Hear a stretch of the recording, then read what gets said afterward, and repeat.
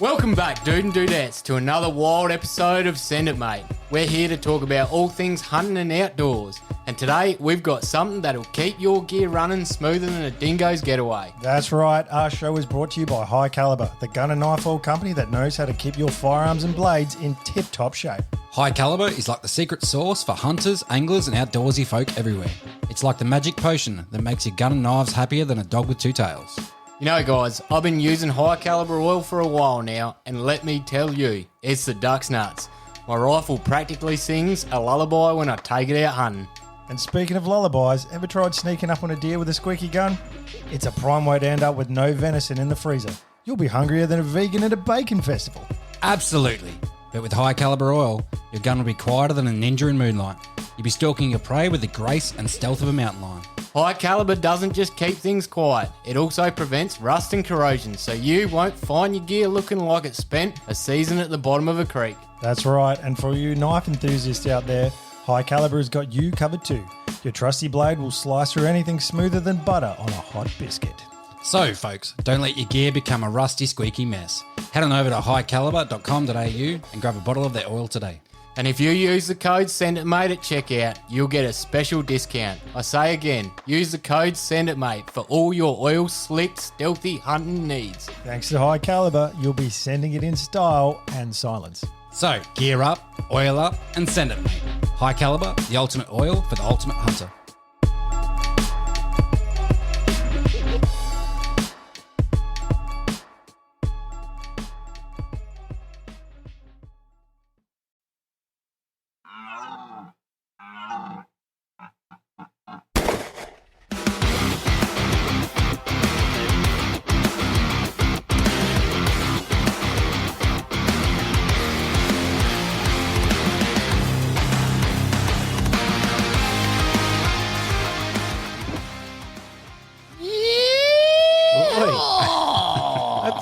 That is a bit of effort from you, mate. I've never heard that excitement out of your voice before. How's the fucking energy, Josh? Good enough for you? Ah, it's good. Keep it up. I'll try my darndest. Anyway, we're back. It's Send It Mate Podcast. I'm Caleb. I'm Josh. And I'm Couchy. Boys, we had a weekend. We did. Extended weekend. But I've got a joke for you to start with. Oh, Go for it. just cut me down. Why'd the tranny only eat veg? Yeah. Why? Because she used to be a herbivore. Yeah, I thought Oh, so. fuck. I've heard that one before. Yeah. But I don't know if I'd used it yet. No, I don't think you have. No. Probably not. I think the word tranny's banned these days, eh? Transvestite? Tranny, yeah. It's Why? I don't know. It's become derogatory for some reason. Now the shutdown culture is going to get onto us. Shut us down. Yeah. Give it a go. Good luck. Cancel the fuck out of us. Anyway, that's my joke. You two don't have one, so what were you saying? We've had a weekend. We've been away. We've had some time together. 3 days together. 3 dudes, 2 beds. Do the maths. Yes. But prior to that, we have not been anywhere in the podcasting world. We've had a Been a break. while. It's been a while actually. I feel a bit rusty. Feels a tad weird. No, like Again, it. but it's good. It's a good weird. It does. I mean, it's been a shocking start. We sat down and we got to file into our seats one by one. Caleb jumped the gun. I just got in and then Kaz was like, I got to get in, mate. And then I forgot my headphones. They were in another room, so Josh had to get up again. And then I forgot beers. Maybe it's just on me. Then you drop the paper. Then the run sheet. Oh, and then the run sheet fell down. Yeah. The run sheet in air quotes. It's a piece of paper with some writing on it. Whether we follow that or not is another question. Time will tell. It's a guideline. It's a guideline. It is, but I do have to say a big thank you to everyone who's been listening to all our back catalogue of episodes whilst we've had a little break. We needed a little break for personal reasons.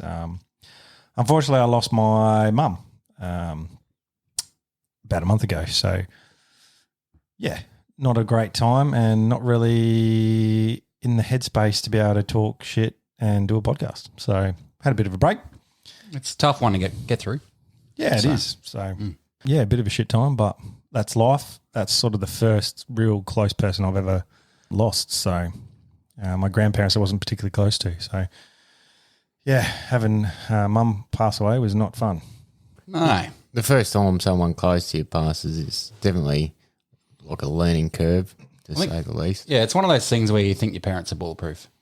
And when it happens, it's a realization that, everyone's time comes eventually. And for both of our sort of parents, it sort of seemed like it was way earlier than you'd originally think. So, Way earlier than it should have been. My mum was only 64, so yeah, obviously way too early. And a bit of a shit time given on this weekend, which was my first Mother's Day without a mum. So yeah. How did you get through it? Ignoring social media. Not a doing big a one. podcast. Well, Mother's Day in particular, I'd sort of just stayed off social media because every time I jumped on, it was all Mother's Day. And a lot of people are really good. They're sensitive about the fact that not everyone has a mum or is not close to their mum or have lost their mum or whatever. So sometimes Mother's Day is actually a bit of a painful time for some people. So a lot of social media accounts take that into account and are very good with that. But yeah, I was just probably a bit too fresh of a reminder, really. So I just stayed off of it and tried not to dwell on it. But we were away for the weekend having fun, so that helped, keeping your mind busy. And that's probably something I've found in the last month is just I couldn't sit around with my own thoughts and do nothing. I had to try and stay busy and keep some sort of routine. So I kept working just so I had some normality. And if you stay busy, it kind of keeps your head keeps you in a bit of headspace and your mind off things a little bit. But yeah, there's a lot of times where I just couldn't deal. I didn't want to talk to anyone really. Even you guys, I didn't. Yeah. You just went dark on us for 2 weeks? I went dark on the world. I didn't want to fucking talk to anyone really. That's fair enough. Pretty much no change anyway. You don't ask for phone calls. So I was like, oh, Caleb's been Caleb. It's one of those things as well that even if you wanted to talk about it, you don't know how to talk about it. And then, I don't know, my perspective in my situation 12 months ago was you didn't want to bring someone else down because of your situation as either. So that was my thoughts as well. But yeah, it's just how do you talk about it, for one? You sort of, I don't know, there's no real easy way to sort of bring up the subject and sort of talk about how you're feeling about it. So yeah, it's hard because I never like being the center of attention, having people fuss over me or anything like that. So I kind of just, people wanted to, send the condolences and whatever. And I just kind of wanted to be left alone just to process it. And then I'm good with talking to people. I'm not the most social person in the world, let's be honest. But yeah, I don't know. It's you appreciate the fact that people care about you and they do things like send flowers or send food or send you a message and just say, hey, hope you're well. But yeah, that's just Is that fine to send dudes flowers though in that sort of instance? I'd rather a bottle of rum or something. it sort of depends on who's the sender. If I sent you flowers, it'd probably be a bit weird. But yeah, I mean, you appreciate the gesture for sure. Apparently white flowers is a thing to send to people. I didn't know this until I received multiple bunches of them. But it's you appreciate the gesture. Isn't mourning black? Like when you're in mourning? Yeah, but I don't know. I'll have to Google this, but yeah, I got sent white flowers. yeah. So, yeah, I mean, it's a bit weird being sent flowers as a bloke, but you appreciate the fact that people are thinking of you, and that's basically what they're trying to express to you is that they feel for you. Yeah. Which is the main thing. So, I mean, who can do anything with flowers anyway? Even when you give them to your missus, she appreciates the gesture, but they fucking sit there and die in a vase after about 2 days. Yeah. It's very bleak. Jesus. Flowers go a long way. If you want to give someone flowers, give them flowers they can grow. They're not a practical gift. It's all about the sentiment. Yeah. Yeah, well, that's exactly what they're supposed to be. So there you go. So that's why you send flowers to dudes when someone passes away in the family. I don't know. I didn't know. I had no lens through which to fucking see it. So it was all fresh. It was all new, first time. So I didn't know what was normal. I didn't know how to feel. It's fucking weird losing your parent when you're 36. It's too soon for both of you. Too soon. But yeah, got through it. not easy still sometimes, but I think the main thing is just, we had a bit of a celebration of mum's life rather than a funeral and misery and all that sort of carry on. It was a get together with her nearest and dearest, and just celebrated her life and just remembering some of the favourite memories of what she's done for us. So she'll always be remembered. I think the hardest thing actually for me was my kids. So how do they go? Did they understand what happened, or? It took a little bit longer for it to dawn on them, I think, because they didn't see the seriousness of her sickness, I guess. And then when it finally did dawn on them that they weren't going to be able to talk to her again and they weren't going to see her again, then they got a bit upset. But they were very close to their grandma, but it's not the same level, I think, as your parents. So they were very good in that they were more worried about me and how I was feeling, because they weren't used to seeing me so upset. So that's pretty good. Then the hardest thing for me was seeing them go through it. So sort of a vicious cycle.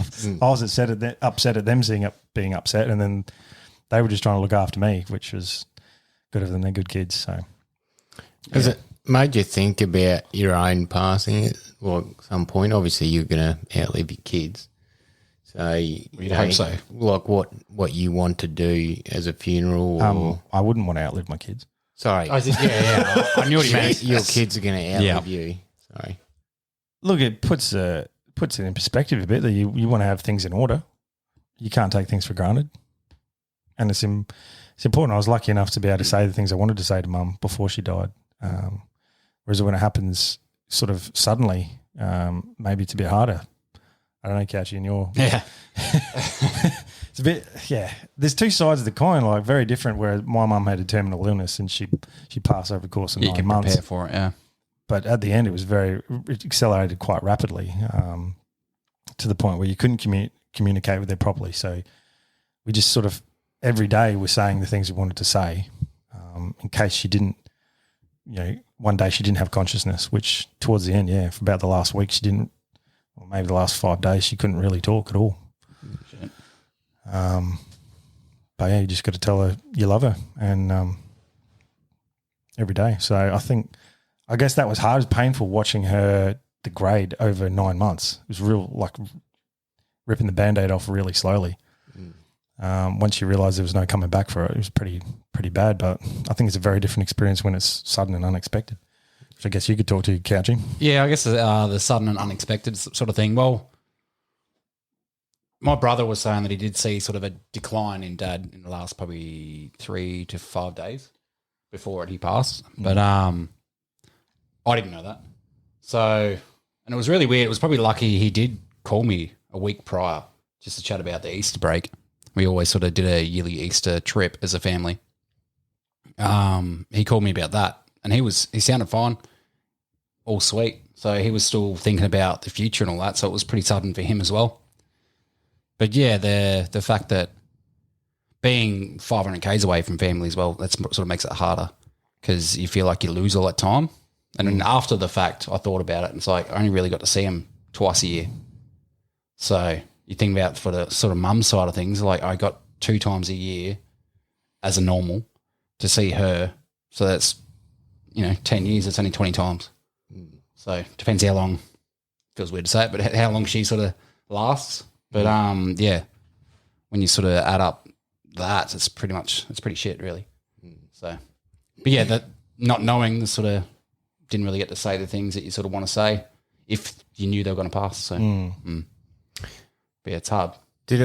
Has it made you change your sort of the way that you want to do things in your own life as well? And like obviously now having something to measure time on and how swift it can be taken. Does it change your mindset and, all right, I want to live more, I want to do more, or, no, I need to get my kids looked after, et cetera, et cetera? What sort of hit home for me was, I think we touched on this earlier when I joined the podcast.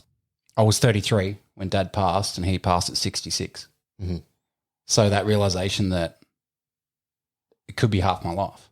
It could be more than half my life right now, but you just don't know. But if I did live as long as Dad, I'm reached halfway. And so sort of a bit of a probably should be making the most of everything and sort of making the most of opportunities as well. So rather than going, I'll do that next year or something, because there might not be next year. So yeah, it is weird.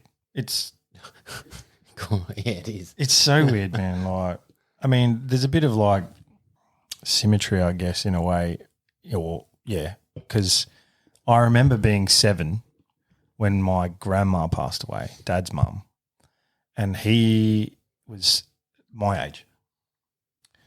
So, like, fast forward 29 years to see Dad lose his wife, my mum, and all the same age, and then my kids are 7.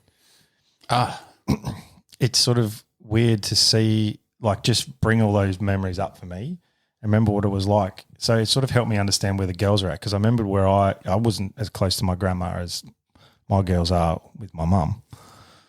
But, yeah, to sort of understand where your mental space is and being able to process it sort of helped me see how they were probably seeing it versus how I can see it. And then, Dad's a whole other thing. So for me going forward, it's about looking after Dad, I think, because he's a bit lost now because,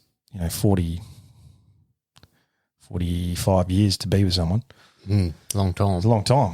When my dad passed, my auntie sort of had a chat to me, and she's like, as a kid, you know the time's going to come where your parents are going to pass away. But as a partner or a husband or wife, you don't expect one to go before the other. You sort of expect yourself to go before them. So it's sort of it's a big hit, especially at that age, to, lose your partner. But, so, I mean, that's a bit morbid, but effectively that's why we needed a bit of a break for a bit, guys. And as I alluded to before, big thanks to you guys for reaching out and asking if we're all okay and supporting us and still listening to all the back catalogue of episodes.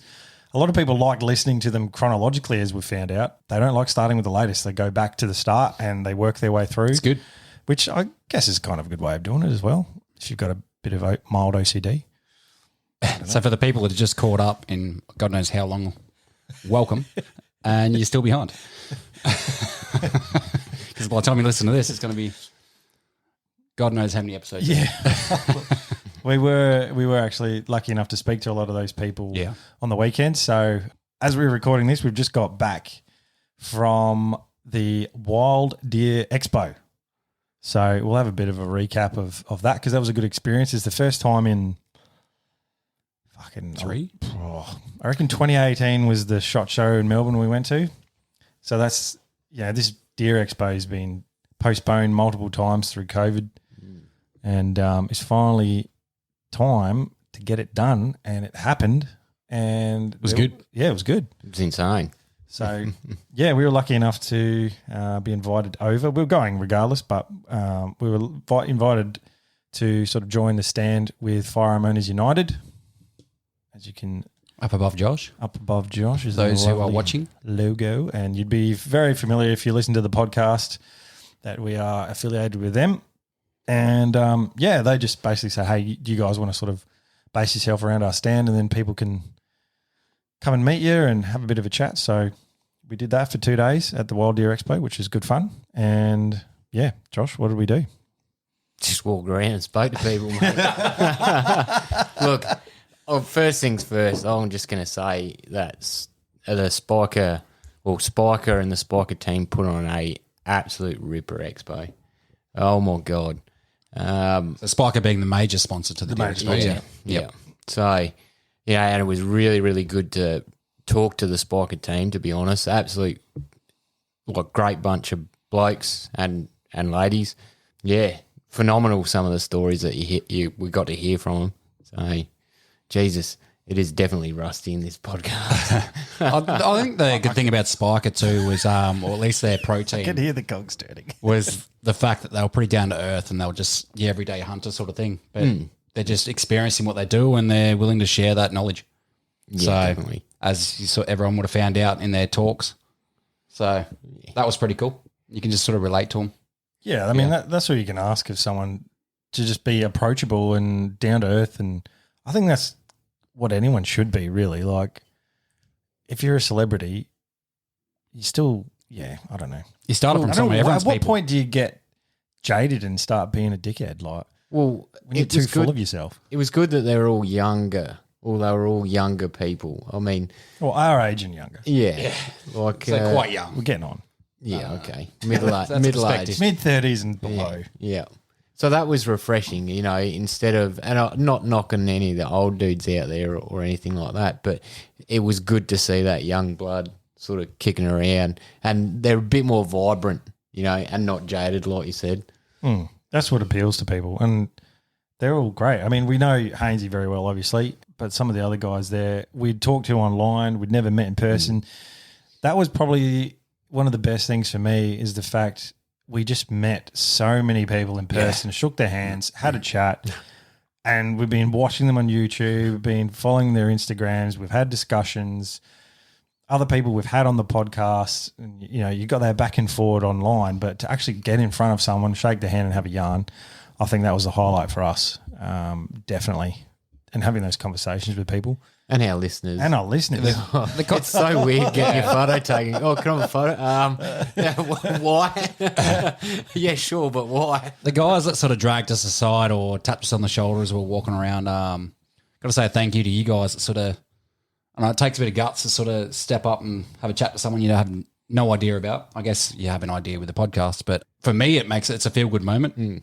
So, thank you for stepping up. For everyone who did have a chat and stop us and say good day, that was awesome. We absolutely appreciate you guys listening first and foremost, but then taking the time to have a chat to us. We love chatting to people. That's why we're there. I don't know. After about an hour, I'm like, my social credit system here is dwindling. We did a lot of talking. Yeah, that's for sure. I mean, I've said it before. Like, I reckon I've got a word limit when it comes to socialising per week. And that's hello. Yeah. And that's where your word limit ends. Fucking hell. But, we met a lot of people, had a lot of taps on the backs, and hey, guys, you're the Centre Mate boys, and, oh, yeah, great to meet you, and I've been listening, and a lot of stories about, they've finally caught up after listening to all the seasons, and, that's really great. And it was good to put some faces to names of people we've talked to online, and they've been interacting with us on social media, so that was really cool. And the people that are just seen us about that never heard of us before, so they've just started listening as well. We had a couple of them that sort of approached us on the Sunday. That was cool. Yeah. So people had seen us on the Saturday, gone home and listened to the podcast on the Saturday night, and then come again on the Sunday. Oh, hey, guys, I didn't sort of know about you, and then, gave it a listen, and, g'day, how you going? The true test is if you keep listening. Yeah. Oh. Give them time. Well, there's enough episodes there. You can cherry pick something you like or not. You might be in the Couchy camp. You might be in the Ryan camp. Who knows? Did have to tell a few people that Ryan passed away. Sorry, Ryan. I had to kneecap him to get on. No, the big fella's still kicking. Don't worry. Different flavour though. We've moved on. Couch is the way forward. Yes. Well, what else stood out for you guys, from the expo? I think the Saturday was absolutely packed. It was a hectic day. It was too packed, crazy, and I think again it's because it's been so long since the last sort of show in Victoria. Like 2018 SHOT Show was the last thing, so of course everyone's just been gagging for some gear. It's not like SHOT Show in that there's not just fucking every firearm distributor there and a heap of gear. It's a lot more, I don't know, it's a Wild Deer Expo. There's a lot more about deer. There's the SSAA, there's the ADA, there's all that sort of stuff. So it's a bit more deer focused with some gear. Yeah, it's more about the hunting, I think. Yeah, I'd agree with that. A little bit more about the hunting and the hunting culture over the gear. I mean, there were a number of stands that that sold gear and but I think majority sold gear, but yeah, there was definitely that sort of either political or educational sort of push behind it as well. So yeah, we did buy some gear. Talking about gear, we touch on that now Do you want to touch on it? oh, we can touch on it. because it sort of leads into the end. I like of it when you touch on it. So now I can segue two ways. We can keep going on the gear, or we can talk about touching on it. We can. Well, I think we can let's- talk about some stanzas first. So like, All right. just wait for you to grab your beer. I can't But- wait to have another beer. I think the one thing I found was Saturday was just flat knacker, like meeting new people, meeting the people we know, just never met in person, and then the amount of just people getting about on that day. And then Sunday, you sort of really sort of get to know the people you've met. And I think one stand that sort of sticks out for me, apart from Spika and all that, was your fish, travel, feast, and explore. So those guys were sort of I found they were pretty comical. Yeah, they were A hilarious. good chat. There was never a dull moment around them.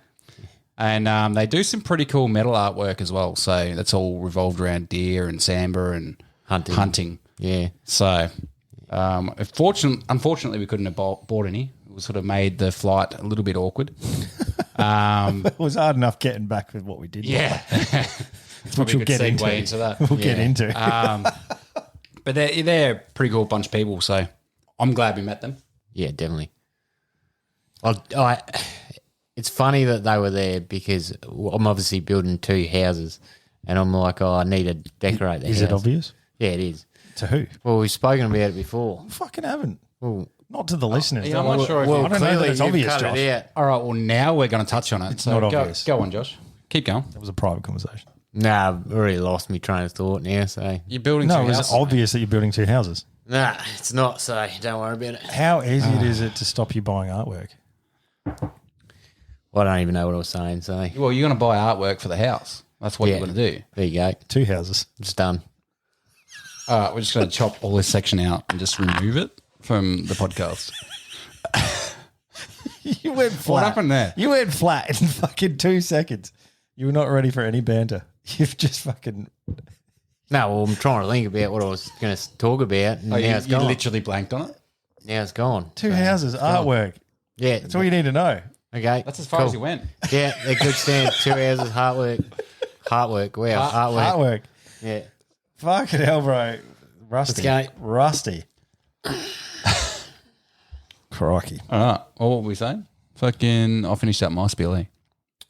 Yeah, so Fish, Travel, Feast, Explore. Definitely give them a check out. Yeah, they're on all your socials. So as far as I know, they're on Facebook and Instagram. So Definitely. yeah. Good guys and gals. So check them out. And then we're over at Optic Hunting. It was sort of an accident we found this gear. How did we stumble into that stand? I think we wandered in, and what was his name? Michael. Michael sort of. I was going to say bundled me up, but that's not the right word. No, well, bailed hang me on. out. Prior to that, Josh wanted a caller. I did. Oh yes, yeah, And I wanted a knife roll from Optic. yeah. That's what got us in there. Yeah. That's what got us in there. So Josh has gone to the counter because he's selected both of those items. He's gone to the counter to pay. Couchy and I are walking out. You're slipping, bro. Yeah, I have to self-police myself. I fucking put myself under the scrutiny. Couchy and I were walking out and Just browsing. Yeah, just browsing. And then I just saw like a dummy rifle attached to this monopod looking thing and leaning on a box. I'm like, oh, what's that? Pick it up, have a look. And from a standing position, that's pretty stable. Put it down, sort of like, keep moving. And then Couchy happened past, and then the salesman, yeah. Michael. Michael, I think he noticed the Centermate podcast attire. He started with the chat about that for starters. started the chat, yeah. Yeah. And then he started getting to, well, have you guys actually tried this thing? And we're like, and I've already got a monopod. Mm. So I was sort of like, whatever. I'm sort of not even looking in this space for something to buy. And then he just started putting this thing through its paces, And I'm like, yeah, okay, yeah, and still wasn't impressed. And then he's, showing all the different features, of which there are a lot. The item we're talking about is the Hyperpod II by Eagle Eye Hunting Gear, who were part of the Optic Hunting Stand. Those guys were there demonstrating their gear. And then he showed how to take a standing shot. You can extend this Hyperpod out and then rest it into your body to take a standing shot. I was like, oh, shit, that's pretty cool. Couchy gave it a go, and you, I think, was sold instantly. Oh, yeah, once I got behind it, and they had obviously a dummy rifle with a scope on it, so I was looking out of the shed to, I think it was a shed like 100 metres away, and just holding it on, it was the aircon I was pointing at, but pointless information. I was holding that, and it was just steady as from a standing position at that distance. And then I thought I'll trial it without holding, because the monopod has a bipod at the bottom. Sort of hard to explain. But anyway, it was hinged to a point where you can rest on your hip while you're still shooting standing. And so I pulled it off my hip, had a crack just freehand, and it was probably 10 times worse. So it was probably the fact I hadn't eaten all day or whatever as well. But once I realised the difference there, that's what sort of piqued my interest in the product. Just that sole setup of hinging off your hip. There's been a lot of development and thought going into it. And I sort of was thinking, I don't want something I got to attach to my rifle. I've got a bipod, I've got a monopod. What else could I need? And this thing sort of combines both. But then the bipod on the bottom of it's, overall it's called a gun rest, right? But there's a detachable bipod on the bottom of a monopod. So you can just attach that to your rifle if you want. Yes, a bipod as well, yeah. So bipod as well. It's got R-Corral, which you can use to attach torches to your rifle. The bipod folds up and you can use it as a foregrip if it's attached to your forend. There's just every position catered to. Attaches by Picatinny, not Arca. Does it? That's the problem. That was one thing that wasn't selling me. But the one thing that sold me was just the fact that he was willing to work with me with it. And he's like, I'll do you up a mounting system for it and I'll flick it over to you. But yeah, it's all Picatinny. Okay. Do you want to pull it out? No, well, Josh, you can hold the box up if you want so people can actually see it. But at the end of the day, if you've got a sling stud on the front of your rifle, you can attach this thing and pretty much cater for any shooting position, standing, kneeling, sitting, awkward positions. The one with it standing and pressed into your hip is the one for me, because standing is pretty hard to keep your non-trigger hand steady. Yeah. This thing is just rock solid. It'd be great to test it out. Well, that's the next step, obviously. That is the next I'm step. super keen to get it out there and you actually guys try are it. Heading out next weekend, are you? Yeah. You going to take it? Which will have been the weekend just gone when this comes out. Yes, it would be. We will be fresh from the test. You guys are fortunate enough to go and head out? Yeah, so I'll have mine attached. Josh, will you? Yeah, I'll give it a go. Yeah. Yeah, and it weighs 700 grams. And it stays attached, and it seems relatively simple to leave on your rifle, and it won't impede just anything else. But it does detach extremely quickly. Yeah. So if you want to fuck off the weight and just chuck it in your pack or use it as a walking stick, you can do both those things. So, yeah. Again, we haven't tried it. We're about to try it, but we were fucking impressed with the demo, so we bought one each. Just to clarify, we did touch on the fact that it comes with a Picatinny rail adapter piece to hook up onto your sling swivel stud. Yeah. So you don't actually need any hardware if you got a sling swivel stud. No. So you can either keep your stud in your rifle and there's like an adapter thing, or you actually unscrew your sling stud and screw directly in. Yeah. It's like a direct fix or like... Well, because that adapter piece has a sling swivel stud on it as well. So it mirrors that. No, you're right. It's Picatinny, not Arc-A-Rail. Of course I'm right. All right. Jesus. Settle down. If you don't use the sling stud as well to mount, you have to drill it in. But it's got all the stuff in there. I watched the video, man. Like, I'll literally just unscrew my sling stud and screw this straight on. But if you wanted to not mount it or didn't have a sling stud, you have to drill. And then it comes with a little bolt. Like a nut and bolt thing. Just a bit of 3M tape, you'll be fine. Right. But then the little piece of Picatinny rail has a sling stud on that, so you can still attach a sling and still use it with the sling. That was the main thing for me. I was like, how is this going to fit on the bottom of my rifle, folded up, and still be able to have a sling? But it fits under perfectly. So some people actually get rid of their sling and just hold that over their shoulder.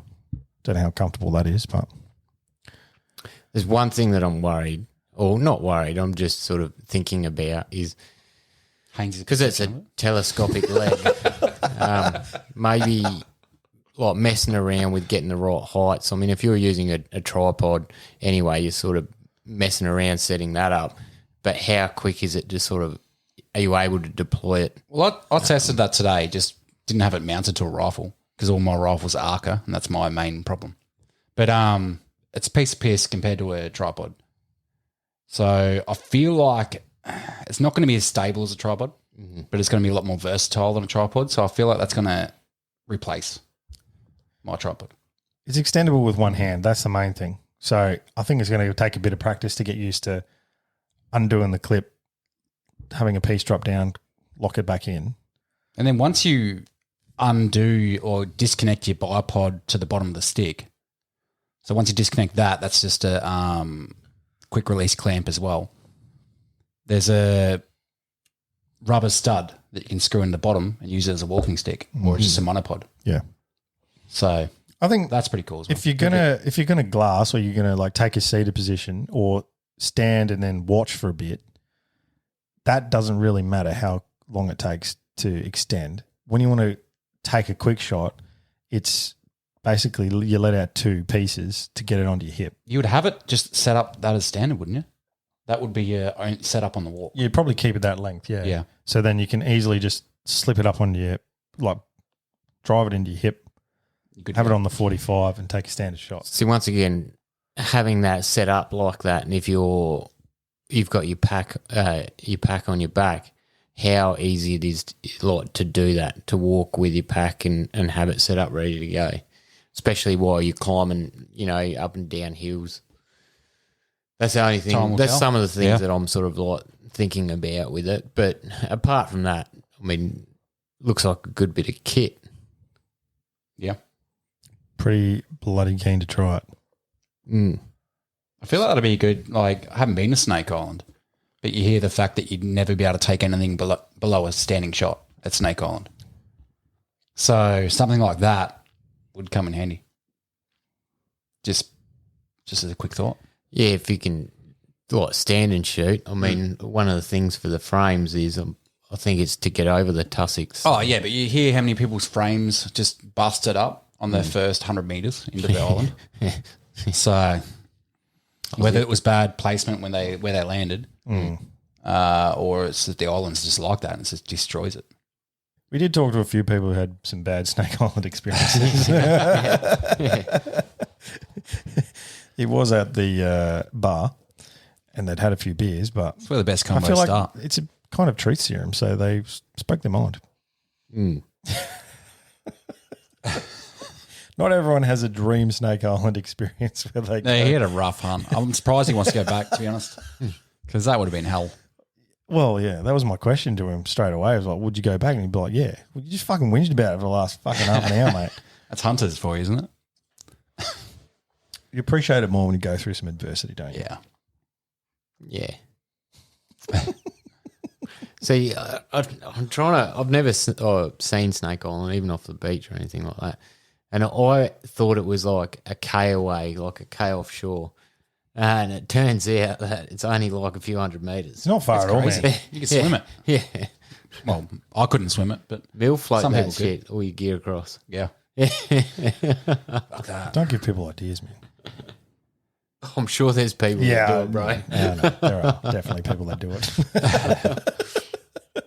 But yeah, no, bit of kit for us to try. So we'll get out there and try it and report back once we have done so. Did you guys want to touch base on the difficulties of actually getting this kit home? Well, yeah, that was the other thing. We going through Melbourne Airport on the way home.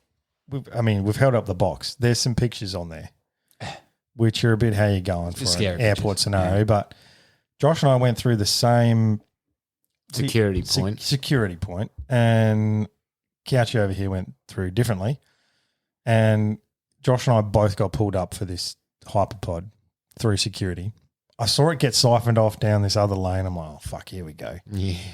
There's pictures of people holding guns on it.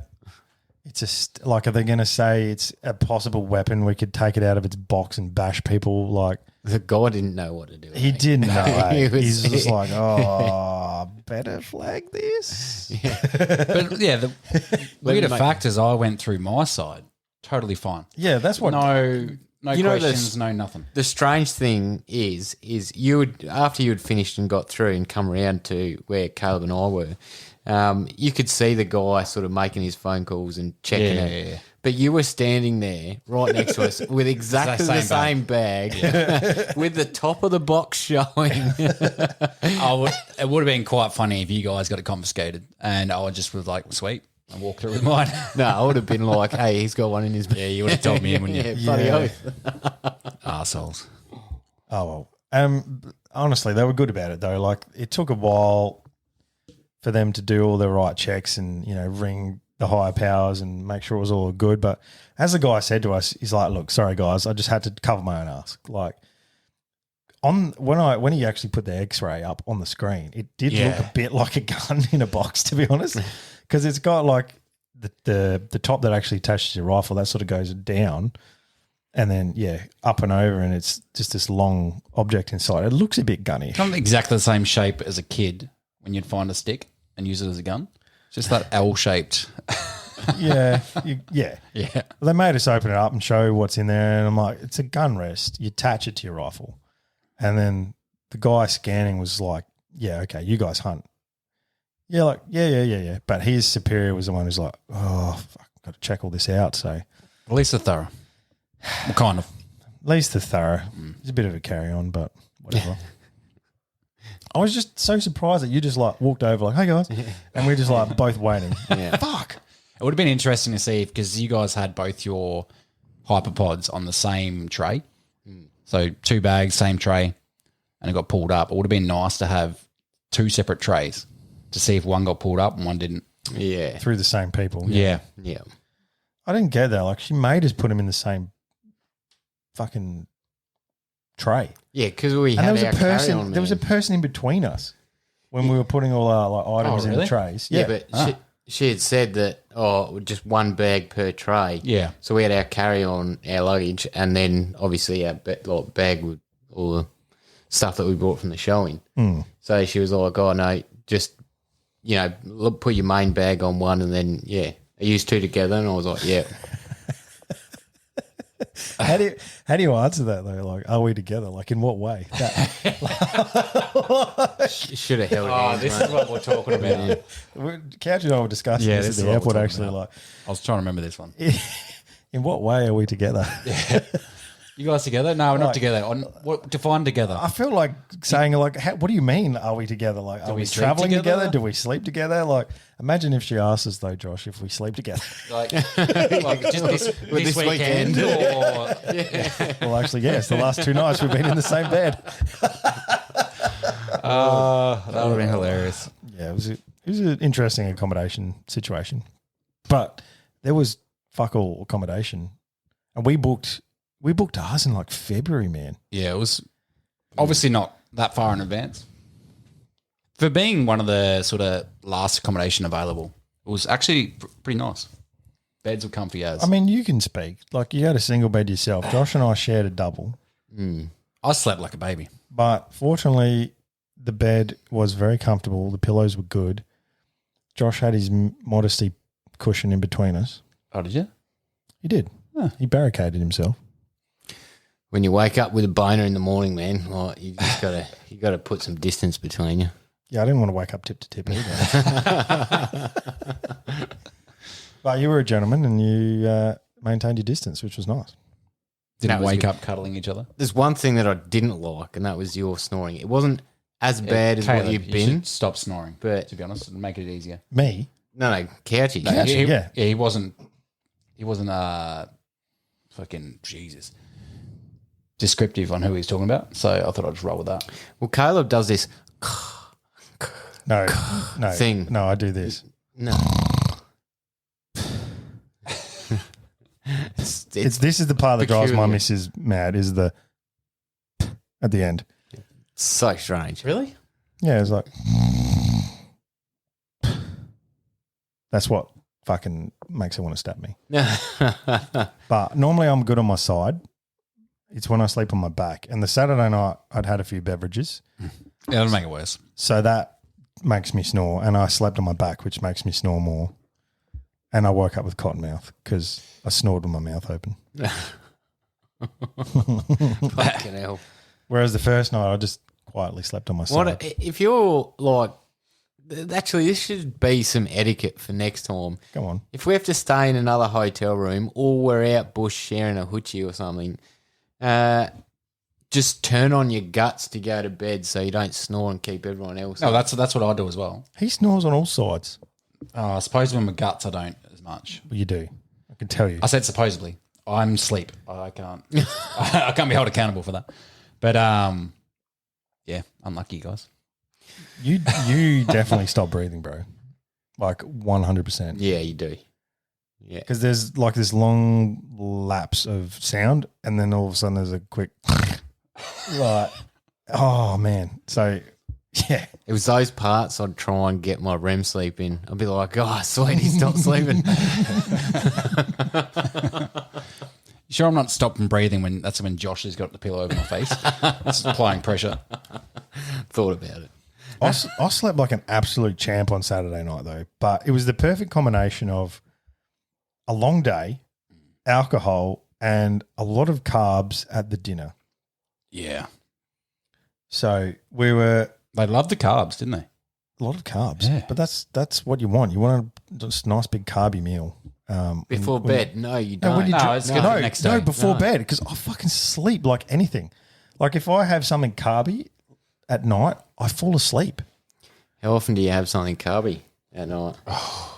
Is that a dig? I didn't take long to come back, did it? Jesus, No, Straight into I'm it. just fucking asking. rude, bro. I'm asking, how often do you have carbs at night? Not that often, actually.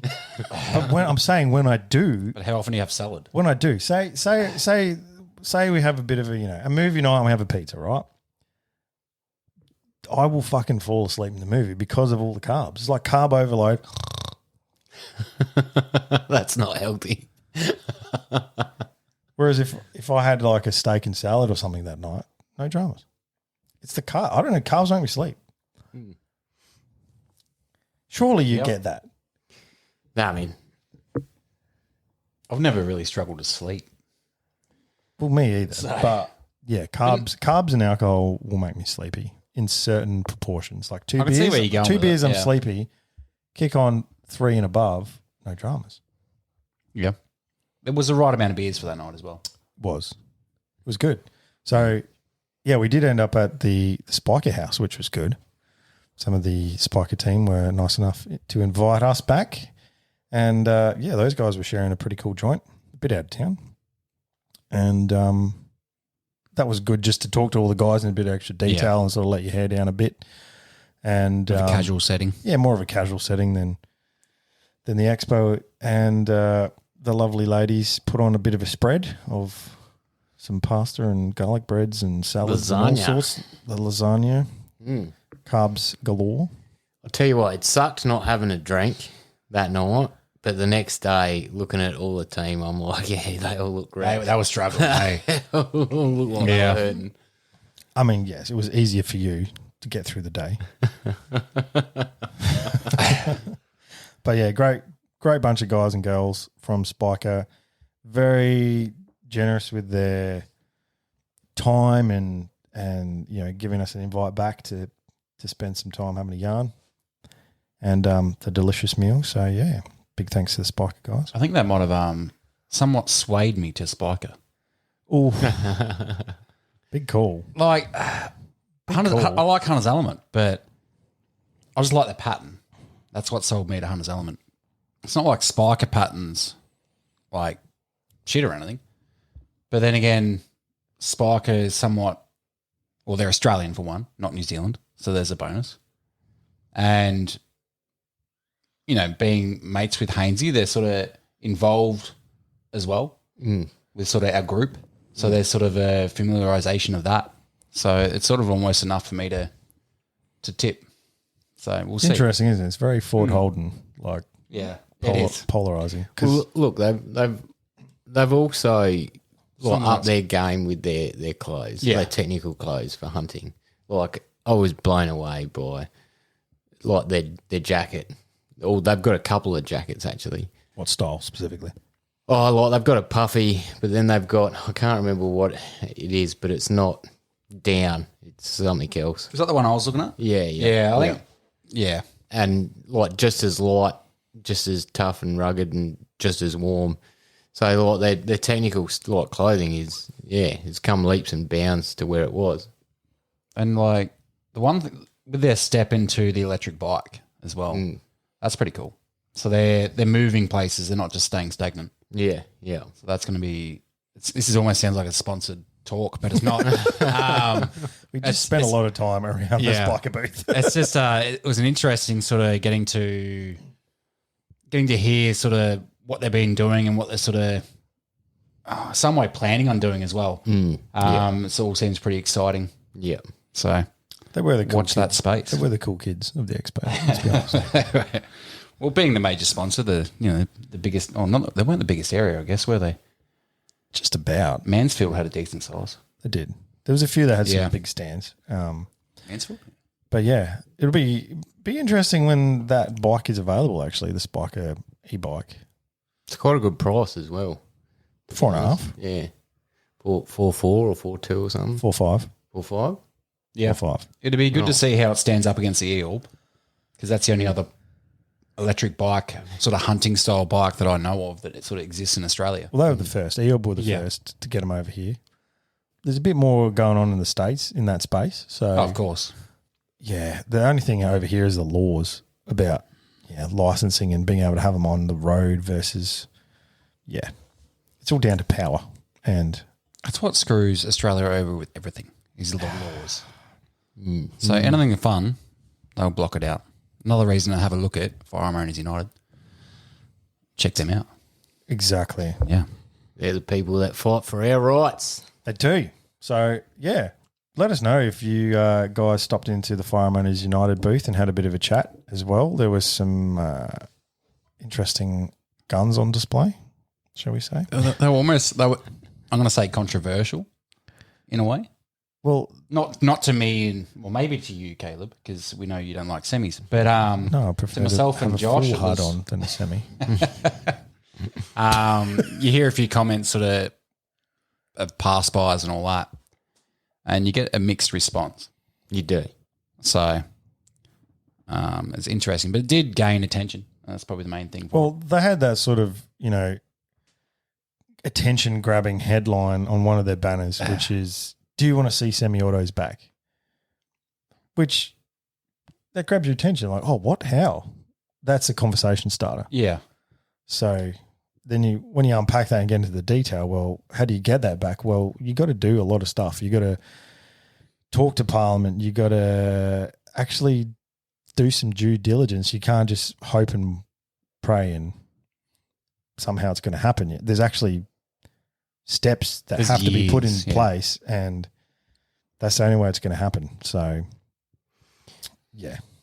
I think it's not just allowing semis back into like everyday life as well. That banner was certainly attention grabbing, but it was more to the point of, okay, we want semis back for 3-gun comp. We want it back for some hunting, not just, I want a gun, let's go buy a semi-automatic.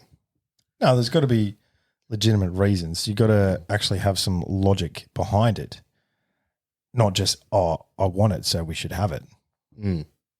Why not? But I do want it, and I think we should just be able to have it. But that's not an argument that's going to. No, it's not. It's not an argument. No. Yeah, But yeah. but you should be able to have it. That's the point. Should be. There's no reason you shouldn't be able to. Yeah. Unless there's a reason you shouldn't, then you should be able to have it. I mean, like your background check or whatever like that. Unless you got something sort of some reason in your background or you're not trustworthy or whatever. If you're trusted and you're clear, why not? I mean, it's a hard one, Because how many times do you ever see governments give something back they took away? Oh, yeah. But the bigger point and the bigger issue here is I think we don't want to see anything else get taken away, which is what's been happening. Slowly, the gun laws are changing. Slowly, things are banned which weren't before. WA, just fucking wow. But it's happening slowly. It's happening here in SA as well. Bow hunting ban, it's shit. Yep. Yeah, they're certainly eroding the whole lot. I mean, they've started knocking back hunting and varmint control as a reason to obtain a firearm in South Australia. They've just started to do that. So, heard a couple of stories just before we went away. And not ideal. Yeah. Ludicrous. So, A little bit. yeah, there's not too many people or too many other organisations out there who are actually putting some formalised steps in place to try and fight what's going on in terms of these laws. So, definitely they need your support. So, yeah, make sure you jump on board, sign up, become a member. It all helps. And, they're very transparent about what they're doing, which is, I think, a good thing. There's a lot of groups out there that aren't. There's a lot of vagary around what's actually going on between them meeting with Parliament or an MP or whatever, whereas the guys at FOU are very transparent about what's actually been addressed, what issues are on the table, what's proposed as well, the results they've got, all that sort of stuff. So I think that's very important for anyone. If you sign up and become a member of something, you want to know what you're actually getting for your money. Yeah. And again, we've fucking harped on about it for ages. We actually have to be more united about our approach, and we can't be ignorant. Otherwise we're going to wake up one day and no one's going to be allowed to firearm in Australia, and no one's going to be allowed to hunt, and there's going to be no Wild Deer Expos because there is no market because no one has a fucking gun. We don't want to see that day. That's very morbid. It will be if it happens, man. So Yeah. that's what I'm saying. Everyone needs to actually realise that it's time to get thumb out of bum and actually have a voice and stir things up, man, because I'm so sick of minorities with things that are irrelevant and not important getting things up. Whereas, the whole community of people who use firearms could possibly have something taken away from them for good because they're not prepared to stand up and make some noise and be heard. Makes you wonder if they did get that far and took firearms away, what next they're going to come for. Obviously, fishing and full driving. Knives, man. Pretty Knives. down the line. And Look at UK. Yeah. And banning knives, all pointed knives. Yeah. Petrol, diesel. Yeah.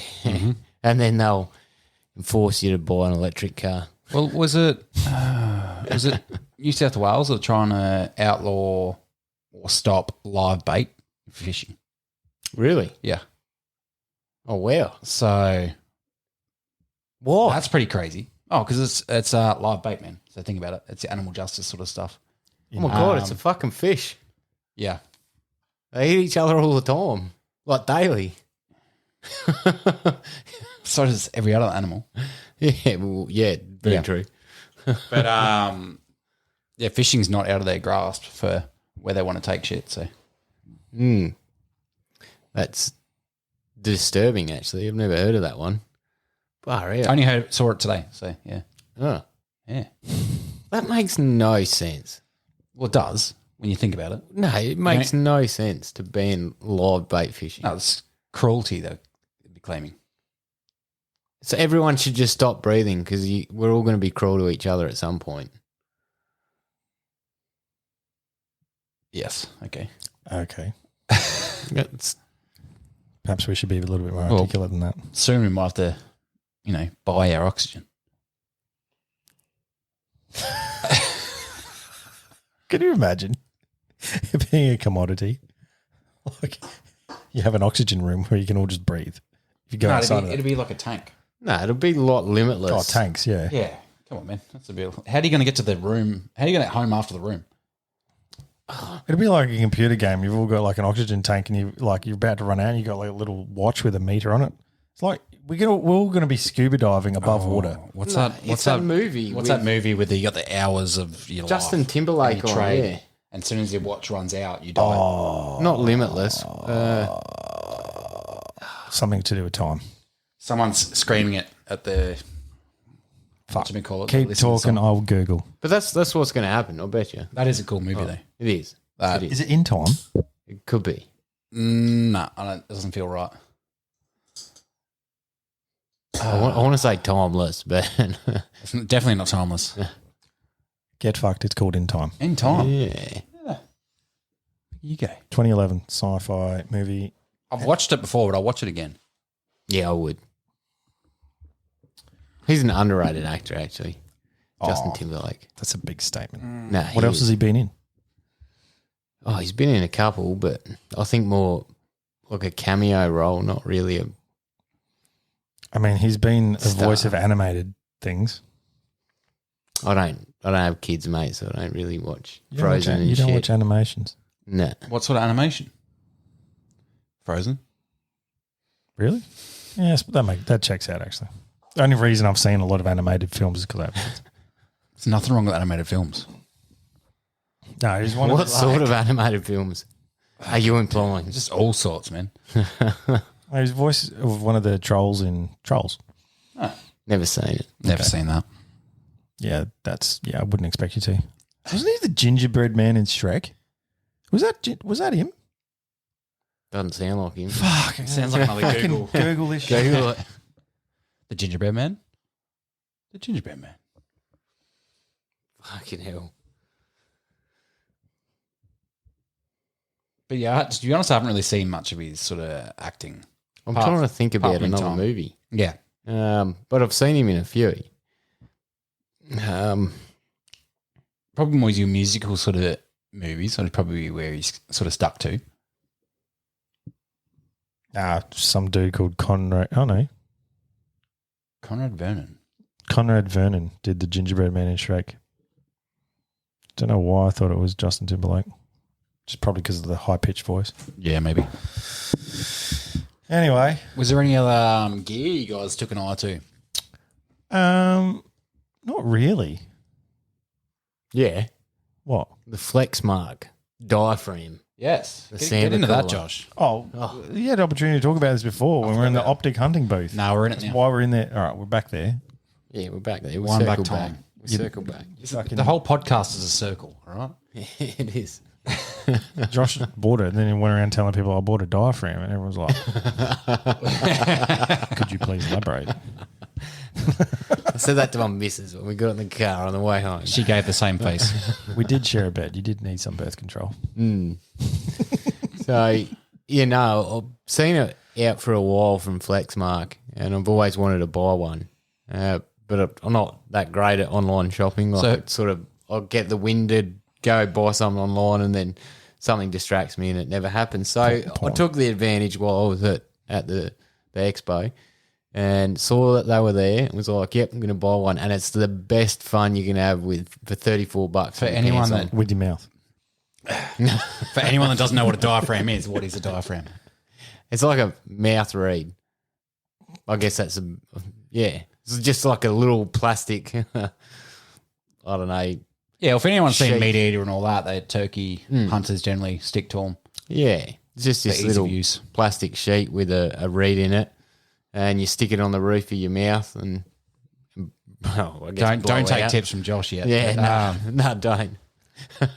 I'm getting better. I did try it today again on the drive out. Have to you got work, it with you? And no, Is it in the car? You could have demonstrated to people. Yeah, can you? Is it in the car? no. Why not? We could have had a progressional sort of sound over a period of weeks. I don't think to they see need how to- you went. Need to hear me trying. Well, trying to. I do it. reckon the that'd be first half hilarious. hour was terrible. It was just a lot of you going. And then Sound more like a snake than you got the technique down, and there was some noise. There was. It's all about sort of the mouth. Well, of course it is. What the video, and I don't know if this is right because the video didn't really explain it that well, but I sort of put my tongue on the reed, like just a fraction, and then Is the reed the clear bit of plastic that's inside It's the part that vibrates. Yeah. On any woodwind instrument or like And to be honest, anything like that, the reed's what vibrates. yeah, just a side note, when you're chucking it in your mouth and that, it seems backwards to what I thought it would be. Like, is it rounded to the back of your throat? Like, yes, to the to the back of your throat. yes, And it's the bell end back. and the flats towards the teeth. Shit. Yeah, Yeah, okay. Well, you'd think it'd be the opposite way. I tried both. Yeah. Like the other way didn't work at all. But no, it's so strange not doing it, and it's such a foreign concept to Australian shooters. I think no one really knows how to do it, or is sort of you haven't got your dad to sort of step by step go through it. Oh, can we give it to your dad to try and work out?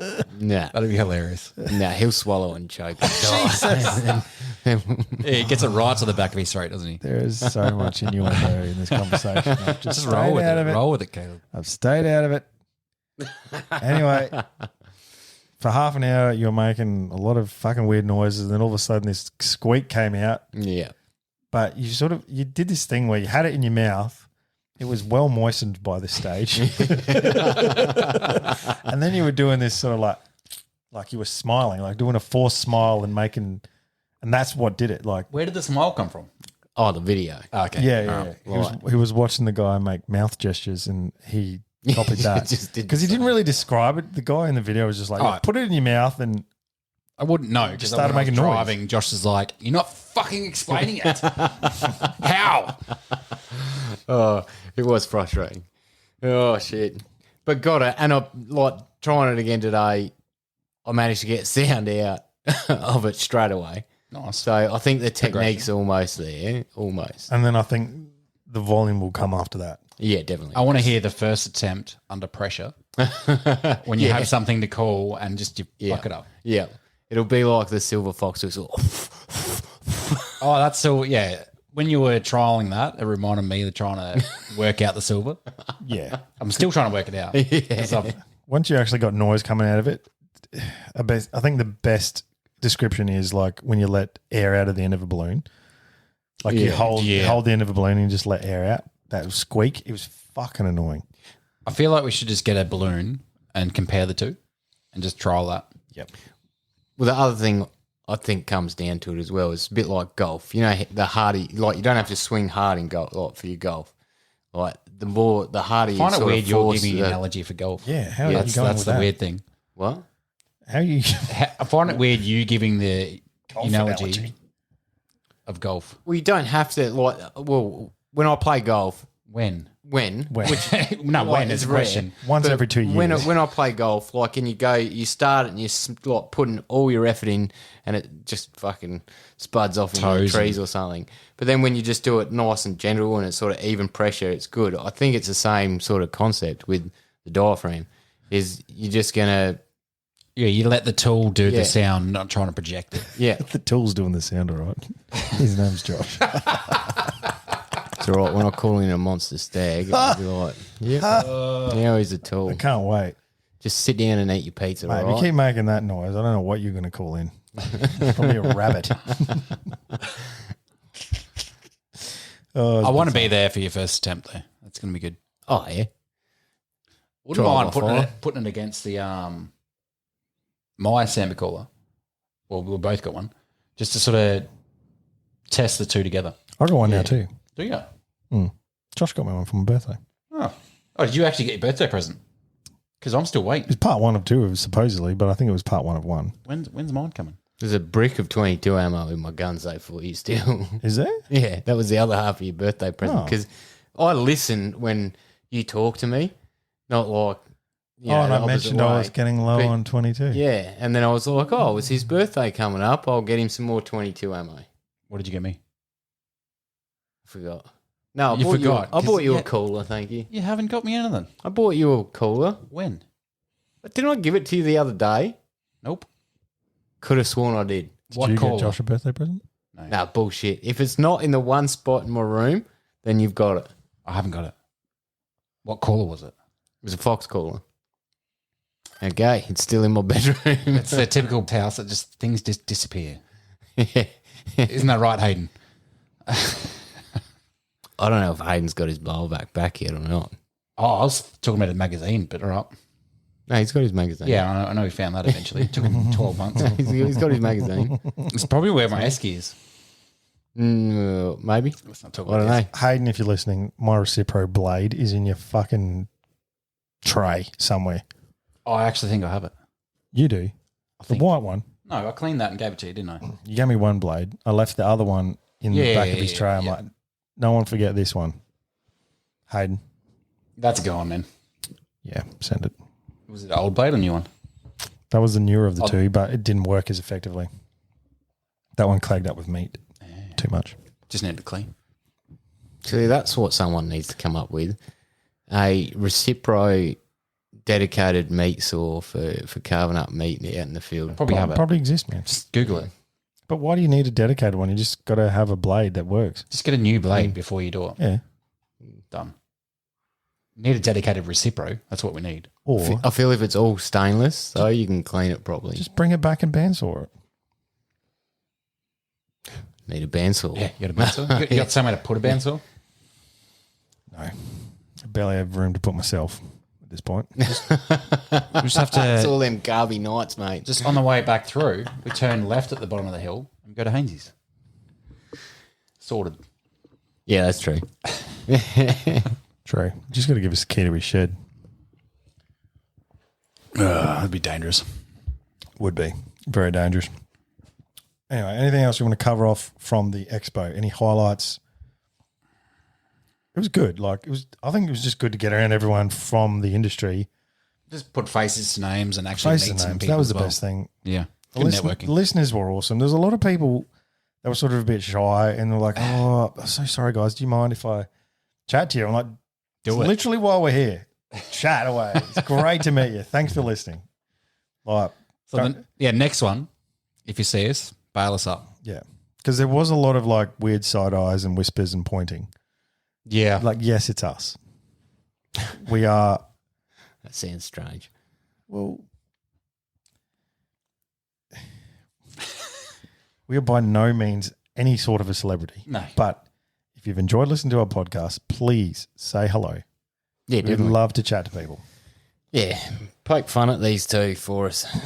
Comment. Tell Josh how short he is in person. I think a I lot was of people actually would have been surprised I by was that. looking at the photos of who the Fish Travel and Feast and Explore shared.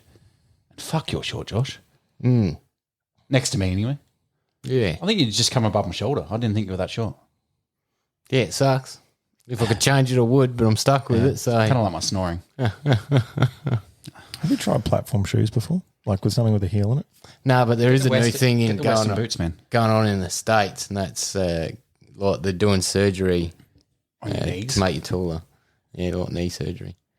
I don't. It's probably not new. Hasn't but that been around for a while though? Like, It's becoming more popular, I should say. okay. Yeah. Because I think it involves breaking your legs and then re-healing them multiple times and you get a bit of length.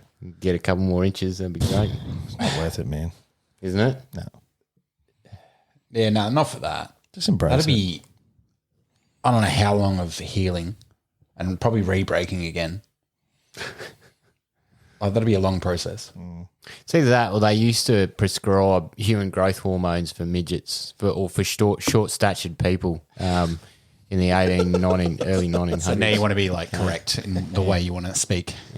Okay. No, it was including short people as well. For anyone who does meet Josh, like he is small of stature, but something I do respect him for is not having small man syndrome. A lot of guys do if they're under average height. I may or may not have met a few on the weekend. Not naming names. Knew where this is going. No.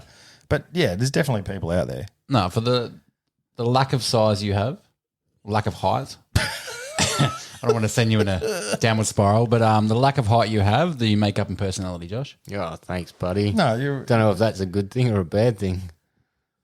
No, you're a loyal, polite, courteous person.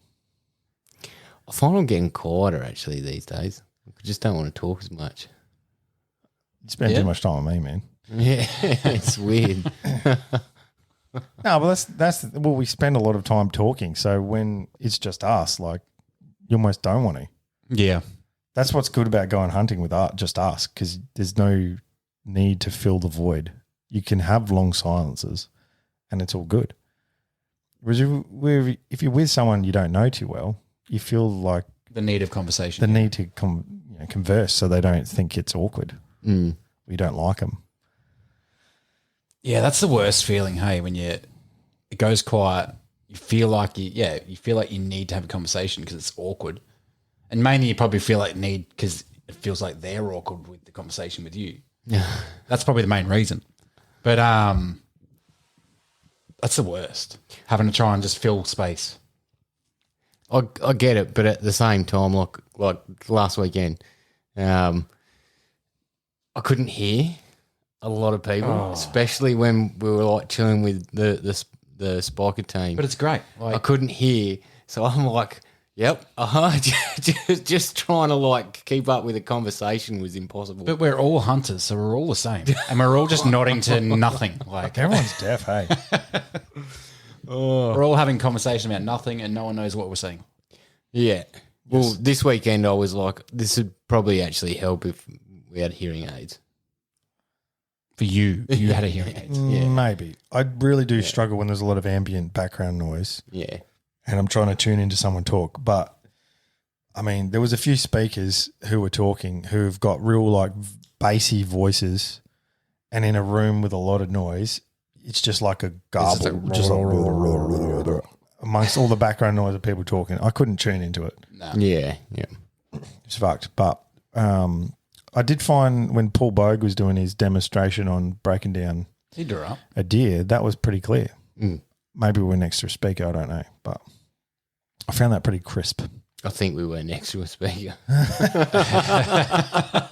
That's also down to the sound guys, though. Like, if someone's got a real bassy voice, fucking put the treble up, man. Like, drop the fucking bottom end out so it doesn't just sound like roar, roar, roar, Drop the roar. bass. Anyway, shout out to sound guys. I'm just like getting this techno song in my head now from that. What? I don't know, just randomly making it up in my head. You're writing a song as we speak. No. Fucking times you have creative inspiration, I tell you. Share it. How's it go? No, shit, no. Sing it. Nah. Why not? Nah. I did enjoy that demo by Paul Bogue, actually. It was good. He followed the seams. There was a lot of seams to follow breaking down that deer. You never heard that before, though? Oh, of course I have. And I've watched people do it. Like, It's just reassurance. Or you just found it funny? I just found it funny because I'm not going to knock him, but I don't think you needed to like demonstrate every single cut of meat. Like, Why not? Well, no. he just demonstrated the principle. Like, this is the round. This is how you get that out. You follow this seam, cut it off here. I don't think you need to do every single cut of meat. Well, that's the point of a demonstration. Yeah. Because you don't know, everyone's in different stages of knowledge or experience within butchering Yeah, I deer agree. or any animal. True. So you don't know who's going to learn what and when. So you go through all of it and everyone learns. I agree Well- because the rump steak, him cutting the rump steak off, I'm like, oh, that's what I've been doing wrong. Like, Well, the What, fact you that were leaving like, it attached to Yeah. the round. yep. Oh, there you go. I'm like, it just clicked. I was like, yeah, okay, I'll get it now. the fact of like we both mentioned this when we saw it happen, when he explained it, was cutting the backstrap out. I've always V'd it. So you cut down the backbone, the sort of, what do you call it? Just the middle of the backbone. And then you come in from the ribs and cut below the backstrap. But instead he cut down the center along the middle of the backbone and then sort of Pulled away as he was sort of filleted like a slicing. filleted out along the ribs from the backbone, so you got all of it or a clean cut, and it makes sense. I don't know why I didn't think of it. It's definitely cool to see the technique. Mm. And he had quite a short, stout knife that he was using as well, Mm. which I possess. So for me, it was kind of cool to like see that because that's exactly like the same shape, style knife I have, the Gerber that I've got. So I'm like, well, it can be done with that style. No dramas. You don't necessarily have to go have this fucking crazy butcher knife. Would you buy a butcher's knife though? Or a couple? I think I still would, but I think I want to do a few more with the Gerber. It's all just down to how sharp it is, really. You know, I really like working with my Gerber. Like it just feels good in the hand. It's a good length. It's good. It actually feels really good when you're doing it. But the thing is just keeping it super sharp. what they should have had as well was, even though it's a basic thing that every hunter does, well, most, they did 2 stands of, or Paul did, for just the butchering down an animal. Mm. They should have had just a hanging demonstration where you skin it and then do whatever, you quarter it out, for example. Just little things like that. You may or may not learn something from it, but you don't know what you're going to learn because you don't know what you're Did going to he do that when he came in halfway through? Might have happened.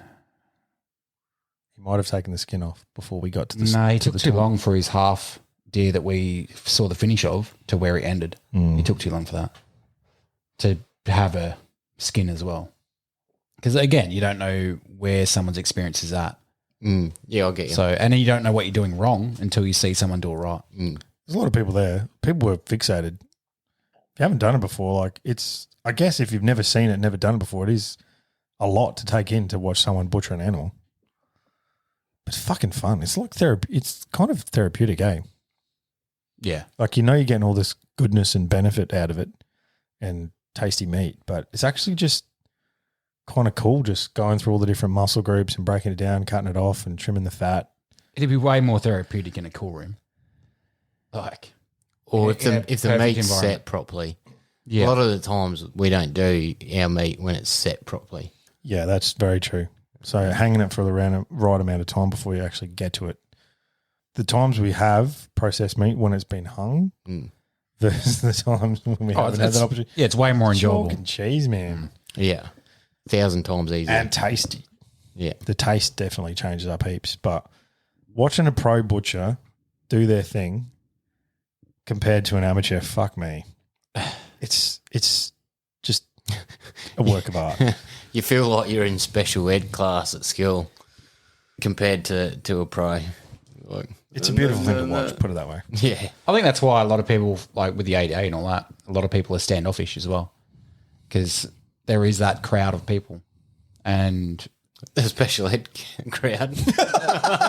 no, there's not following. because obviously there's a range of people with different experience levels. Yeah. Like guys like Hainsey, he'll happy to just rip apart a deer in front of everyone because he's 'Cause done, he's done it a it, million like, times. yeah. But for myself, for example, I haven't really done it a whole lot of times.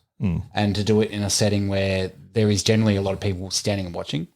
So it's sort of, you put yourself out there to be judged. Yeah. Yeah, you got eyes on you and everyone's got an opinion and everyone's an expert and blah, blah, blah, blah. I do it this way, but, whatever. There's no... Not that people would judge or judge you off. They'll probably more be inclined to go and help you and teach you how to do it. But That's when it's good, when they're like, oh, have you tried this way or whatever, rather than just standing there pointing and laughing. What a fucking clown. there's probably a bit of that. But Of course there I is. probably get help afterwards. There's definitely clowns, but, if you're having a crack and you can see that, you're keen and you're open to learning, Yeah. then it's a good thing. It's a teaching moment there versus someone just Oh, yeah, you can't teach someone that's not unteachable, willing to be has no taught. idea, and they're just hacking meat off. Which we all see. Started there at some point, I think. Yeah, we all do. I'm definitely not an expert, but how good's the Recipro? Just the fucking covers a multitude of sins. If in doubt, just fucking Just hack it out. leave the bone in and cut it up. Oh, but man, how good does it taste? Just That should be a flame t-shirt. grilled bone in. If in doubt, hack it out. Done. It's my new motto. It's Josh's golfing skills. It's been a while since we played, actually. We need to go for another par 3. Yeah, we don't play fucking full golf courses. We just do par 3. I played the other weekend. Oh, okay. Yeah. How did you go? Actually, all right. for having like a 6-month break. Par 3 is a bit of fun, and it's not fucking a 20-kilometre walk. So You know what's more fun? Having a full swing. That's what's more fun.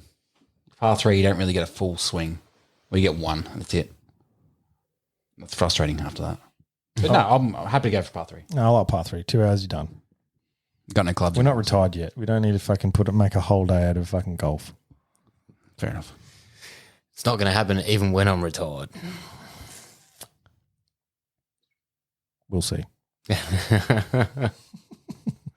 Maybe you'll switch up the range, Josh. Hey? Maybe you'll switch up ranges. Instead of a gun range, it's a golf range. Nah. I'll keep my testicles. We'll see. Anyway, this has been a bit of a time away as well. We haven't done one of these for a while, but it's probably time to do a bit of an ND. ND! Negligent discharge. That actually sounded all right. Yeah, that was good. Bit out of practice. Yeah, I'll bring this one to the table. We met up with one of our listeners. He was from South Australia actually as well, and we met up with him at the Deer Expo, and he described quite the ND to me. I think you two were elsewhere, but Pissing. fuck this one. I felt bad when he first started telling me the story. He mentioned that he hired a Tesla when he came over, or tried to hire a Tesla when he came over, and he started telling me this story, and I'm thinking, fuck, I really hope we didn't give him the idea for this, because we'd mentioned we wanted to hire a Tesla. Yeah. As our hire car, we went to the Wild Deer Expo. And anyway, he's telling me the story that he hired one off Marketplace. I mean, shout out. He'll know who he is because he'll listen to this. It's not where I would go for a car hire, but, you know, you do you. You had a crack. Bro, with all due respect, it's not where I'd go to hire a car. It's not really going to be reputable, probably, especially not for a Tesla. So he told me that, yeah, he teed up this car hire through Marketplace, all good, and they'd given him sort of a partial address, and he'd paid some money, and I thought, fuck, there's your first problem. And sure enough, he pays his money and then can't find him. Blocked from Facebook. So he's gone, fuck, I've been scammed here. He'd been provided with a partial address, as I said. He'd also been provided with the VIN number of a Tesla. So he rang Tesla. Does such and such a person belong to this VIN number Tesla? And sure enough, they did, which bizarre. Yeah, that's a real slip up. Bizarre for a scam. So you're going, well, do you either think someone's stupid or someone's taken someone else's details. Or has this guy sort of not thought about the opportunity for starters? Money's come through. He's like, I can just dodge right now and this guy won't know. Who knows? And then There's a lot of dumb criminals out there, man. Yeah. Yeah, true. So anyway, he's rung up Vic Pol. SAPOL first. They've said, talk to Vic Pol. Vic Pol said, talk to cybercrimes. And then, yeah, he's described the situation to them. And I think he said that, yeah, basically they checked it all out. And, yeah, sure enough, that guy, they got in contact with the guy and he got told to pay the money back. Mm-hmm. But it was still unclear as to whether someone had taken his details or it was him that was actually doing the scam. So hopefully, bro, you've got your money back. Hopefully. He should have by the time this comes out, I reckon. Oh, I would imagine so. You'd hope it was sorted, but yeah. How easy would it have been for that guy? It seems like the actual owner of the Tesla has been scamming from what the sounds of it. But how easy would it be to say, I haven't been trying to hire I don't know why you provide the VIN number though, bro. That leads me more into someone's taken the details of the legit owner, because when you fucking hire a car through, you know, Avis or Europcar or Budget or wherever, they don't give you the fucking VIN number of the vehicle. True. So it's a way of seeming more legit on something which is the fucking wild west. You're on the side of the guys forging someone else's identity. That's what I'm leaning to. Yeah. Somehow they've got a hold of an owner of, they know the name and address of the owner of a Tesla and they know that VIN number. Yeah, you could just hire, like through Toro or whatever it is, you can do that and just hire legitimately cars through individuals. But then it'd be quite easy to try and just record them details and scam it. I just don't trust Marketplace, eh? Nah. It's so weird. I would never pay online for anything Marketplace. Fuck no. Not in advance anyway. So... Yeah, even in person. I don't like it. I thought Marketplace was like, you sell your couch. Oh, yeah. Marketplace down the road, is I'll good come have a look at it. for cash and on-site pickup. Yeah, like I sold a bag recently on Marketplace and you just get fucking dipshits offering you a third of the price or half the price. You're like, fuck off. And the thing about Marketplace is you're putting your actual identity out there most of the time because it's through Facebook. So, like, mine's fairly private, but other people, like, they just send you stupid shit and you look at them and you're like, you're a fuckhead, mate. Like, block, fuck off. And then you get others and you're like, well, I actually physically have to meet up with this person. It's like, I've never done a drug deal, but I assume it's what it feels like. It's like, right, well, are you going to come to my house or am I going to drop to you or we're going to meet in the middle? And yeah, when I eventually found someone to buy this bag, I was like, all right. So they were probably 20-minute drive from me. I'm like, tell you what, I'm going to lead the charge here because they were like, oh, when are you going to be home and all this sort of fucking carry on. Like, we're going to meet in a public place and it's going to be halfway in between. So I picked a place, which happened to be a Bunnings. That's so weird, man. I would be like, nah, I'm not doing that if I was a buyer. I'd be like, sorry, man. Like, that just seems a bit rapey and strange. If you're a buyer, you wouldn't meet at a Wouldn't you middle rather place. go to a public place? because, like, if someone's going to sell something, I'd rather, like, just go to their house. where it's no. But if I'm a seller, I don't want a weird cunt coming to my house. it's better off. Yeah, it's a lot of. No, because then it just seems weird and dodgy. No, there's a lot of sales happen in a middle sort of environment Neutral territory, man. because no one wants to And give away a their public address. place. Yeah, So, like, if someone comes to your house, if they come into your house, they could rob you, they could fucking do whatever they want. You go to their house. I feel like you're making some sort of assumption when they pull in and walk up and you've got a camera. So you can be like, all right, I'll bring the item, like the bag, outside my front door and do this outside my house. but they've got the item. But what happens if there's an issue down the track? They've got. got your address. They know where you live. Well, don't sell them dodgy shit. No, I'm not saying dodgy shit, but just they could be buying stuff to find targets. Exactly. So I would rather do it in a public place, neutral territory. You know, well, they're probably not going to stab me in That's the the middle of a safest way to Bunnings do it, car park yeah. with 5,000 people. Then again, there's some dumb crooks about. There is. But yeah, no. But it's super weird. Like, oh, I'm going to be here this time. I'm not back and forth. Like, Yeah. I'm in this car. Oh, okay, I'm in this car. I'd be like, that's too much drama for a bag. Catch you later. For the 2 years that when I first started seeing the missus, I wasn't allowed to sell anything from the address. I had to meet someone there at like middle ground. It's safety, man. What changed in that 2 years? I started selling stuff when she was away at work. I just slipped it in on the slide. Boom. Yeah. So Like, I can understand the middle ground sort of thing. It keeps everything private. and then you're also putting in an equal amount of effort in terms of the travel as well. No, that's why I want to sell something so I don't have to go anywhere to I mean, Take it it to a depends on the shop item, or- man. Like, if you're selling a fridge, then yeah, they're probably going to have to come to your house with a trailer. Yeah. So, Yeah, if it's a backpack. but if you or can avoid it, whatever. fucking avoid it. I'd rather go 5 minutes down the road and meet them in a car park of a public place than have them come to my house. Fair enough. That's just me. Yeah, fair But enough. with that haggling sort of thing and everyone going lowballing a third of the price, half the price, I've got a theory that the fact that I reckon it feels like people have multiple accounts. They get you lowball you for all their accounts, and then they give you a half decent price with their main account to try and sort of just smash you with some just That's what a mate does. yeah. Yeah. What's what a mate does, or what's what your mate does? It's what a mate that we're all friends with does. Oh, okay. Yeah, I thought you said that's what a mate does. Who's got the fucking time for setting up multiple accounts for all that shit? If you're, say, buying a car for $1,000 cheaper, you're going to make time. And, yeah, for something like that, yeah, it makes sense. Yeah, I think I know who you're talking about. Yeah, I definitely know who Yeah. the bloody talking about. The cheek on the bastard. Bloody crazy bastard. He's never going to listen to this. So. Yeah, I just can't be fucked, man. I just chucked it up there. I'm like, see what I can get.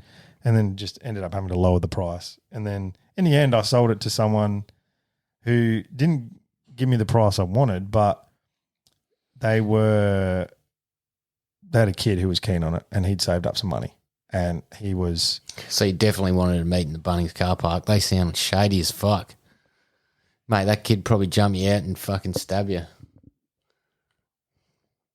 Sorry, I'm just... I was dealing with his mum on the behalf of him. Oh, you're dealing with a woman as well. Definitely going to want to meet in a public place. That's not shifty at all. No, she wants A to meet. public place. I wasn't asking her to meet in a fucking alleyway at 1 a.m. No, I'm saying not letting her rock up to your house. Again, I don't want fucking random cunts knowing where I live. No, I get it. Quite legitimate. I get it, but I would have, as soon as I found out it was for a son and it was a mother, I would have been like, yeah, just look, here's my address, come here, I'll be home at 5:30, cool, meet you at the front, give her the bag, see you later. Wouldn't have to get off the couch apart from to get That's to the what front I door. do now. I was kind of already out and about anyway, so it made sense.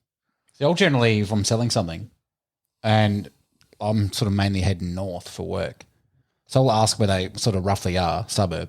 And if I'm heading that way, I'll be like, well, I'm heading through this way, morning or night. So that makes sense. We can sort out like a drop-off point. Yeah, that makes sense. But, yeah. But not I don't want people to know where I live. You know, there was a point in time where you could get your address out of a damn phone book, eh? Yep. You do remember those days. You can also request to have it removed back then as well, private listing. You could. But the majority of people wouldn't. And somehow we managed to get to 2023. Society has changed vastly from then. Yeah. Now changing gender is not a mental illness, apparently. What?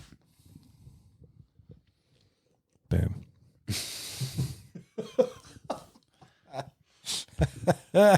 Anyway, speaking of weird shit, fucking at the Deer Expo, there was some fucking kids on leashes. Did you see that? I saw that. Yeah. Wasn't sure if you're asking us or the listeners.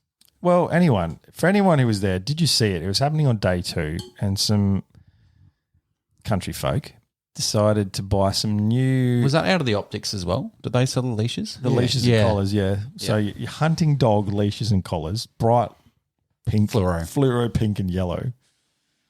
And these kids were having a ball though. Like they loved it. yeah, 2 young girls, their dad and grandpa, I'm going to assume, decided to put the leash and collar on the girls and walk them around the expo. And it was quite funny watching it because everyone they walk past, they just get like, they just follow them with a gaze and watch them just like, what the fuck is going on here? And like after a while, the girls had started cottoning on to what was, well, they were flourishing in their role. They probably started it. with Probably. that. We just didn't notice. So it went from sort of keeping them in check and not letting them wander off to the girls then decided to become dogs and start barking and yapping at people. One of the weirder things, but Hey, if it keeps the kids entertained. In a way, that's gold. Like, you know where they are because they're on the leash and they're entertained. Yeah. They're not whinging. They're not like, can we go home? Or Yeah. go see this? Can we have lollies? and you could test out your new Collars and leashes. Tensile strength of that. Just tie it to your belt and you go hands free as well. That's what I thought of that on the day. I'm like, if you do that, you just forget they're there. Yeah. Parenting done right, it sounds like it. It's cheating. Look, you don't put your kid on a You leash. kind of look like a guy that's been on a leash or two in your time. So, Who are you looking at? Because I'm looking straight ahead. no, So. you yourself, Me Caleb. Yes. saying I'll be on a leash. Yeah. Whether it's willingly or as a child, I'm not sure. I've never been on a leash. I'll tell you that much. You been in a collar? I may have said no. Oh, fuck, no. No stories You don't will be want to told answer in that? this space. at all. So that's a yes. Yeah. No, I've not No, that's been on a 100% leash. yes. I've never been on No, a I leash. said collar. Never been in a collar. Okay. Hand on heart. feel that's I've never had a collar around my neck. I feel like that's a crafty wording right there. He's using a loophole something. Yeah, There's no loophole. There's a loophole. Yeah, it's Caleb's not called a king of collar. loopholes, yeah. It's called something else. No, Yeah. It's called no. fucking. I was going to say stroker. Fucking choker. No. You been on a stroker? Have I been on a stroker? You operated the stroker. It's time to end. I think that's what we've established now. We've run out of juice, and now we're just telling stupid stories. That's where it's at. But yeah, Yeah. it's good to be back. Thanks for listening, and yeah, Thanks for Cads and Cody as well. We got to catch up with both of you and meet Brett. Just quickly before we wrap up, it was pretty cool to meet some people that you talk to and you see a lot on social media. So, and they obviously support us. So It's always a good feeling to meet the people that do listen because, well, without anyone saying anything, you don't really have that interaction. So, yeah, we just awesome. exist out there in podcast land. Cody's shorter than what I thought he would be. True. Cody's got Actually. a real like Santa beard going on. Hey, Oh, like A real what beard? a Santa beard. It's real Santa? bushy. Yeah, it is quite Santa-ish. I like it though. I don't think there's too many good barbers out where he lives. Wait, I didn't say it was bad. I just said it was bushy. No, but I'm an advocate for the fade. You got to fade your beard into the Yeah, fade. he fades it. It's just in the last 10 mil. Could have been a while. Cody, let us know. When was the last time you got a haircut? Do you actually, in It's fact, killer get beard. the shears out and go to town? I don't know. Does he miss a cut your hair? I don't know. I'm not bagging you, but yeah, Santa was coming. Nah, Cody, good bloke. Yeah. But yeah, shorter in person. So I don't really think we got catfished by anyone. There was no one I met and thought, this is not who you present online. Actually, Yeah, yes, nah, it's- was it? No. Nah, there wasn't. No, not really. People presenting themselves.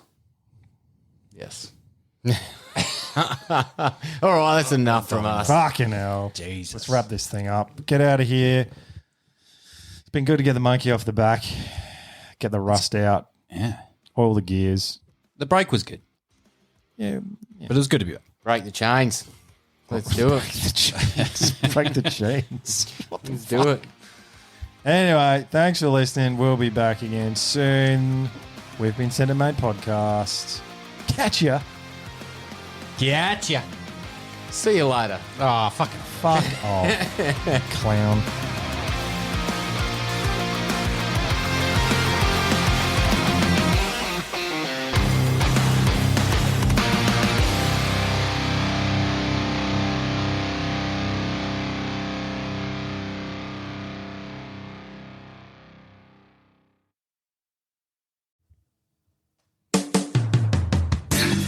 G'day, dude and dudettes. Josh here. Do you find it hard to keep your long, hard barrels free from gun STDs? Maybe you need a clean out of your bore. If this is you, jump on over to highcaliber.com.au and use the promo code SENDITMATE to receive a 10% discount on all your gun cleaning needs. And remember, it's sexy to support Australian-made products. Everyone here at Send It Mate uses High Caliber, and we can promise you that it'll keep your firearms free from those pesky gun STDs.